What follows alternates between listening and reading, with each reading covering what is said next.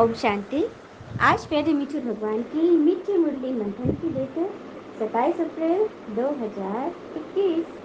तो चलिए हम भगवान से फिर से जुड़ते हैं उनसे नई नई बातें सुनने के लिए कि भगवान ने आज हमें कौन से फूल से सजाया है हमारे जीवन को गुलदस्ता बनाने के लिए।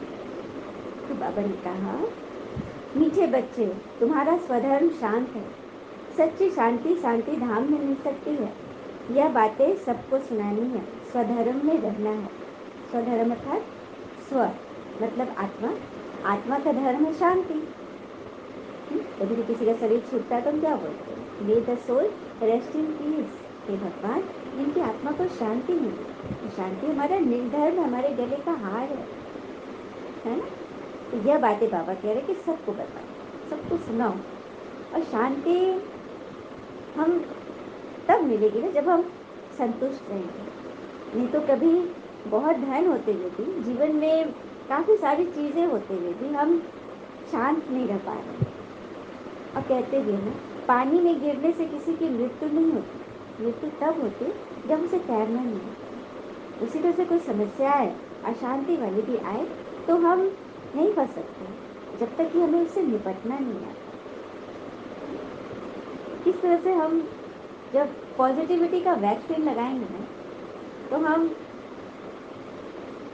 बीच भंवर से भी निकल जाएंगे। जैसे कि एक बार की बात है, एक राजा था, बड़ा प्रजापालक था, लेकिन उसके साथ एक घटना घट गई थी। एक्सीडेंट हुआ था जिसमें उसका एक आंख चला गया और एक पाँव चला गया। लेकिन वो काम अच्छा करता था, सब उसको रिगार्ड देते थे, अच्छा राजा था। एक दिन राजा अपने उस हवेली के उस साइड में घूम रहा था जहाँ पे उसके सभी पूर्वजों की, पुरखों की सारी तस्वीरें लगी थी। तो एक से बढ़कर तस्वीरें थी, सब राजा महाराजा सबकी अच्छी अच्छी तस्वीरें थी। देखता चला गया। अचानक उसने सोचा कि मेरी तस्वीर भी यहाँ पर टंगेगी, लेकिन मैं तो सबसे कुरूप हूँगा ना, न मेरी एक आँख है, न मेरा एक पैर है, सबसे खराब मेरा ही तस्वीर लगेगा ना। ये सोच में थोड़ा उदास हो गया बेचारा। दूसरे दिन राज दरबार में उसने अपनी सोच रखी और कहा कि कोई भी मेरी अगर ऐसी तस्वीर बनाएगा जो मतलब सबको पसंद आए, उसकी कोई उसकी कोई नुक्स नहीं निकाले, उसके बारे में कोई किसी के मन में नेगेटिव ख्याल नहीं आए, जो ऐसा तस्वीर बनाएगा उसे मुंह मांगा इनाम मिलेगा। राजा ने ऐसा तो कह दिया। अब सभी लोग सोचने लगे। सुनते सुनते खबर शहर में भी पहुंची, तो वहाँ पर एक पेंटर था, एक नौजवान लड़का, वो आया राज दरबार में और बोला कि महाराज जी, मैं आपकी ऐसी पेंटिंग बना दूंगा। महाराज जी बड़े खुश हुए कि अरे वाह, तो ठीक है, मुझे 1 महीने की आप मोहलत दीजिए। राजा जी ने मान लिया और उसको मोहलत दी गई। 1 महीना जब पूरा हुआ, जब तस्वीर पर से पर्दा हटाया गया, तो सब देखते रह गए, क्योंकि ऐसी तस्वीर आज तक किसी की भी, उस राजा जी के किसी पूर्वज की ऐसी तस्वीर नहीं थी जो कि उसकी बनी। तो कैसी तस्वीर थी? तो वो तस्वीर थी जिसमें राजा घुड़सवारी कर रहा है, घोड़े पर बैठा है, साइड से है, जिसमें उसका एक पैर दिख रहा है और उसके हाथ में तीर धनुष है और वो तीरंदाजी के लिए निशाना लगा रहा है। और निशाना लगाते समय भी एक आंख बंद करके निशाना लगाते हैं, तो उसने वही आंख बंद किया जो उसका नहीं था, कि उसका वो खराब आंख था। तो बस पिक्चर एकदम नेचुरल लग रही थी कि राजा तीरंदाजी के लिए अपनी आंख बंद किए, एक पैर से साइड से निशाना लगा रहा है। तो इतना सुंदर पिक्चर कि सब ने वाहवाही की और राजा ने तो उसको बहुत भारी इनाम दिया। तो देखा किस तरह से उस पेंटर ने, कल भी था ना कि जिस जो चीज़ हमें चैलेंज करती है वही तो हमें चेंज करती है। तो हमें पॉजिटिविटी के वैक्सीन लगा कर रखनी है। हर बात में हम, हमारे देखने का नजरिया कैसा है, इस पर बात होती है ना। और कहते भी कुछ एक चीजें हैं जो हमारे जीवन के वैल्यूज को बढ़ा देती है।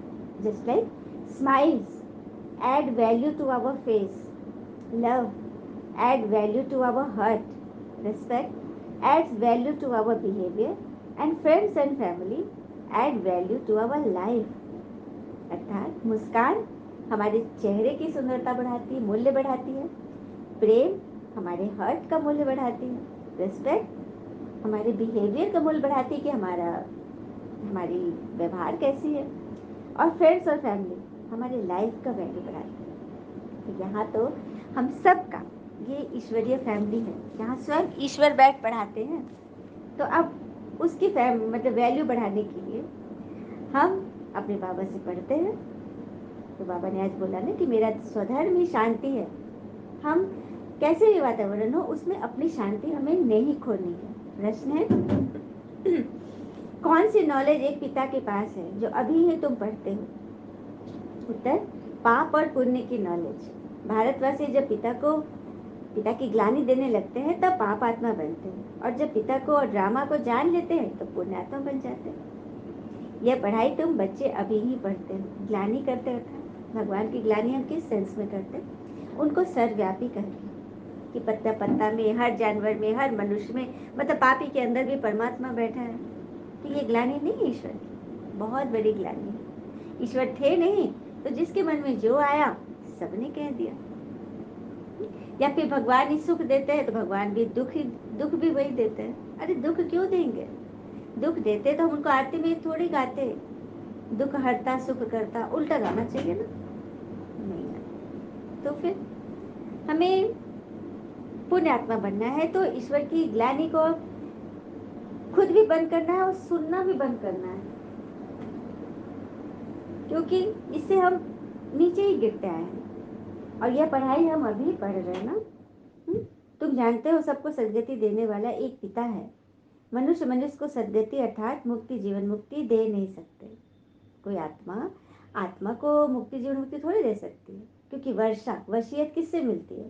पिता से मिलती है, भाई भाई से नहीं मिलती। इसलिए बाबा कहते हैं कि मैं आता हूँ जो मैं तुम सभी आत्माओं का पिता हूँ। मैं तुम्हें सब कुछ, बाबा ने तो कहा था मैं तुम्हें अपना अंत दे देता हूँ, सब कुछ। भोले भंडारी अपना भंडारा हमारे लिए खोल कर रखती है ना। आज की मुरली का गीत है, इस पाप की दुनिया से हमें दूर ले चलो। आत्माएं पुकार रही है भगवान को, भव सागर पार लगाओ भगवान। ओम शांति। पिता बैठकर बच्चों को समझाते हैं कि यह पाप आत्माओं की दुनिया भारत को ही कहते हैं। और भारत ही पहले पुण्य आत्माओं की दुनिया थी, जब सतयुग त्रेता थी, जहाँ देवी देवताओं का राज्य था। यह भारत सुखधाम था, और अभी यही भारत नर्क बना हुआ है, जिसको स्वर्ग बनाने के लिए ही तो भगवान को आना पड़ा है। भगवान कह रहे हैं कि शांति धाम, निर्वाण धाम तुम आत्माओं का घर है। वहां जब रहते हो तो आत्मा शांति में है। बाकी शांति कोई जंगल आदि जाने से नहीं मिलती। शांति, सच्ची शांति तो परम धाम में ही मिलती है। जब हम बच्चे योग करते हैं ना, परम धाम में जाकर भगवान से योग करते हैं, परमात्मा को हाजिर नाजिर जानकर, तो कितना अतीन्द्रिय सुख और शांति मिलती है ना। तो ये बाबा कह रहे हैं, राम राज में सुख शांति दोनों थी। आपस में कभी लड़ते झगड़ते नहीं थे, क्योंकि वहाँ 5 विकार ही नहीं है। 5 विकार तो आते हैं द्वापर से, जब अशांति होने लगती है और तुम दुखी होते हो तो भगवान को पुकारते हो। भारतवासी कहते हैं जब भक्ति करेंगे तब भगवान मिलेगा। बाबा कहते हैं जब भक्ति करते करते बिल्कुल नीचे आ जाते हो तब मुझे आना पड़ता है स्वर्ग की स्थापना करने, अर्थात भारत को स्वर्ग बनाने। भगवान वही काम तो कर रहे हैं। ये दिव्य गुप्त कर्तव्य ईश्वर का चल रहा है, जो बच्चे के संस्कार बदल रहे हैं, क्योंकि आत्मा में संस्कार डले हुए थे ना। हाँ, विकारी संस्कार थे, जिससे आत्मा दुखी होती थी, तड़पती थी, ईश्वर को पुकारती थी। तभी बाबा आके कह रहे हैं कि तुम 5 विकार का दान दो तो 16 कलश संपूर्ण देवता बनोगे। यही काम तो भगवान कर रहे हैं। फिर बाबा बोले कि रावण के साथ जब तुम मिले तो पतित बन गए, अब फिर मैं तुम्हें पावन बनाने आया हूँ। तो अब इसमें बच्चे नंबरवार हो जाते हैं। स्कूल में भी टीचर जब पढ़ाते हैं तो कितने सारे भी स्टूडेंट होते हैं क्लास में, लेकिन सारे थोड़ी ना एक्यूरेट एक जैसा पढ़ाई पढ़ते हैं। एक जैसा टीचर पे भरोसा रखते हैं, उनकी पढ़ाई को अच्छी रीति याद करते, रिवीजन करते हैं, हाँ, पक्का होते हैं उसमें। तो कुछ क्रीम बच्चे ही हैं ना जो इस पर अच्छी रीति चलेंगे। तो बाबा कह रहे हैं कि मैं हूँ गरीब निवाज, बाकी साहूकारों के लिए तो स्वर्ग यही है। उनकी तकदीर में स्वर्ग का सुख यही को मानते हैं, इसी दुनिया का। लेकिन मैं साहूकारों को गरीब और गरीबों को साहूकार बनाता हूँ। साहूकार इतना ऊंच पद पा नहीं सकते क्योंकि उनको अपनी साहूकारी का, अपने पोस्ट का नशा है। हाँ, अच्छा लगता है ज्ञान तो प्रजा में जरूर आ जाएंगे, लेकिन मेहनत नहीं करेंगे, नियम से नहीं चलेंगे तो उच्च पद तो पा न सके। इसलिए बाबा बोल रहे आगे ये नाटक पूरा होता है, अब वापस घर जाना है। मैं 5000 वर्ष के बाद आता हूँ भारत को फिर से हीरे जैसा बनाने। अच्छा, मीठे मीठे बच्चों प्रति भगवान की नमस्ते। हम बच्चों के भी प्यारे शिव पिता को नमस्ते। और बाबा दिल से सभी आत्माओं की तरफ से आपको very very very good morning. धारणा के लिए मुख्य सार है, पहली पॉइंट, पिता से जीवन मुक्ति का वर्षा लेने के लिए पावन जरूर बनना है। ड्रामा की नॉलेज को बुद्धि में रख दुख धाम में रहते भी दुखों से मुक्त होना है। क्या कहा बाबा ने? इस भगवान से हमें जीवन मुक्ति का वर्षा मिलता है, जीवन रहते मुक्ति। किसी की बात हम पर प्रभाव न डाले, हम किसी बंधन में न रहें। हम इस दुख धाम में रहते हुए अभी जो प्राकृतिक हलचल जो मची हुई है, इस वजह से कितने सारे न्यूज़ में कैसे कैसे खबरें आती हैं, लेकिन उनसे भी हम अचल अडोल रहे हैं। अपने मन की स्थिति को डगमग नहीं होने दें। यह है दुखधाम में रहते भी दुखों से मुक्त होना और करना। ऐसा नहीं कि हम मुक्त हो गए तो बस काम खत्म, नहीं। हम और कहते भी है ना कि अभी जो समय चल रहा है ये भगवान का मानव को संदेश है कि तुम लोग पृथ्वी पर मेहमान हो, मालिक नहीं। मालिक बन गए तभी तो प्रकृति को कितना उसका अपमान किया, कितना प्रदूषण फैलाया, कितना अपनी मनमानी की। हाँ, तो बस समझना है कि हम यहाँ मेहमान हैं तो मेहमान जैसा रहो, अच्छे से रहो, अपनी गुड वाइब्रेशन दो। समझो कि हम बस अब घर पहुँचे कि पहुँचे, है ना। दूसरी पर, धन माल व साहूकारी का नशा छोड़ देही अभिमानी रहने का पुरुषार्थ करना है। किसी भी बात की साहूकारी का नशा छोड़ दो, क्योंकि ये विनाशी चीज़ें हैं। इन आंखों से जो भी चीज़ दिखाई देता है वो विनाश के निमित्त है, तो इनका क्या घमंड करना। हाँ, देही अभिमानी रहने का पुरुषार्थ करो, अपने को आत्मा समझो। चलिए अब बाबा से हम वरदान लेते हैं। प्यारे शिव पिता का दिल से आह्वान कीजिए।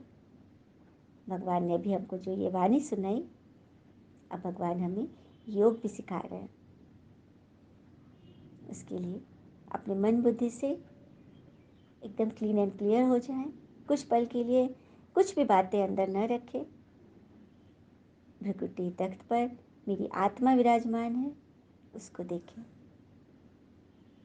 डीप गहरी सांस ले और टिक जाए उसी जगह पर। मन को एकाग्र कर ले। इस भान में रहे कि मैं आत्मा परमात्मा से मुरली सुन रही हूँ और अब वरदान लेने की बारी आ गई है। वरदान जब हम लेते हैं तो उसको, उसके एक एक मोती को अपने अंदर पिरो ले, तभी तो वो जीवन में फलीभूत होगी। कुछ मिला और हमने उसको देखा भी नहीं, ऐसे ही रख दिया, तो फिर कैसे वो काम करेगी। हमने कोई चीज़ खरीदा है, उसको यूज़ ही नहीं करेंगे तो वो कैसे हमारी मदद करेगी ना। तो इसीलिए रोज़ रोज़ भगवान हमें वरदानों से सजा रहे हैं, तो उन वरदानों की माला को अपने गले में पहने रहे। चलिए देखते हैं बाबा ने आज हमें कौन से माला के मोती से सजाया है। बाबा ने कहा, महान और मेहमान इन दो स्मृतियों द्वारा सर्व आकर्षणों से मुक्त बनने वाले उपराम व साक्षी भव। महान और मेहमान इन दो स्मृतियों द्वारा सर्व आकर्षणों से मुक्त बनने वाले उपराम व साक्षी भव। अभी अभी हमने सुना ना कि हम इस पृथ्वी के मेहमान हैं, मालिक नहीं। तो चलिए बाबा ने भी हमें समझा दिया कि उपराम व साक्षीपन की अवस्था बनाने के लिए दो बातें ध्यान रहे कि मैं एक महान आत्मा हूँ और दूसरा मैं आत्मा इस पुरानी सृष्टि में, पुराने शरीर में मेहमान हूँ। इस स्मृति में रहने से स्वतः और सहज ही सर्व कमजोरियाँ व लगाव की आकर्षण समाप्त हो जाएगी। क्योंकि मेहमान को किसी के घर जाते हैं तो किसी भी चीज़ से उनको कोई आकर्षण नहीं हो, क्योंकि उनको पता है कि मेरा नहीं है। तो बस यही सोच कर हम चलेंगे ना, तो फिर किसी भी चीज़ में आकर्षण नहीं होगी, किसी चीज़ को लेने की जास्ती आकांक्षा नहीं होगी जो हमें दुख देगी। इच्छा ही नहीं होगी, इच्छा से अनेक मतलब अविद्या हो जाए, अनजान हो जाए। महान समझने से जो साधारण कर्म व संकल्प संस्कारों के वश चलते हैं वह परिवर्तित हो जाएंगे। पुराने संस्कार जो हमारे संकल्पों पे छाए रहते हैं उनसे हम ऊपर उठ जाएंगे, क्योंकि हम अपने आप को महान समझेंगे। हम साधारण संकल्प कर ही नहीं सकते। जब भी कोई ऐसे वैसे संकल्प चले तो बस बाबा को सौंप दे, बाबा देखो ना क्या क्या चल रहा है। जैसे ही बाबा को याद कर लेंगे ना, आपके संकल्प सीधे फिर समर्थ होने लग जाएंगे, व्यर्थ सब खत्म हो जाएंगे, बदल जाएंगे। तो महान और मेहमान समझ कर चलने से महिमा योग्य भी बन जाएंगे। स्लोगन: सर्व की शुभ भावना और सहयोग की बूंद से बड़ा कार्य भी सहज हो जाता है। सर्व की शुभ भावना और सहयोग की बूंद से बड़ा कार्य भी सहज हो जाता है। तो सबकी शुभ भावना कैसे मिलेगी? जब हम लोग पसंद बनते हैं ना, तभी तो प्रभु पसंद होते हैं। तो क्या करना है? सबके लिए शुभ भावना और सहयोग की बूंद, यदि एक बूंद भी मिल रही है ना, तो बूंद बूंद से घड़ा तो भर ही जाएगा। बस कहते हैं ना, किसी भी रास्ते में कोई मुसाफिर अकेला चलता है, कारवां तो आगे बढ़ते जाते हैं। हिम्मत रखे, हाँ, और यह सदा मन में रखे कि ईश्वर हमारे साथ साथ चल रहे हैं। उनके पद चिन्हों की छाप नहीं दिखाई देती, लेकिन वो छाप हमारे मन पर हो। अच्छा, ओम शांति। शुक्र है मीठे बाबा, वो बाबा के प्यारे प्यारे बच्चे। थैंक यू बाबा। All is well always. ओम शांति।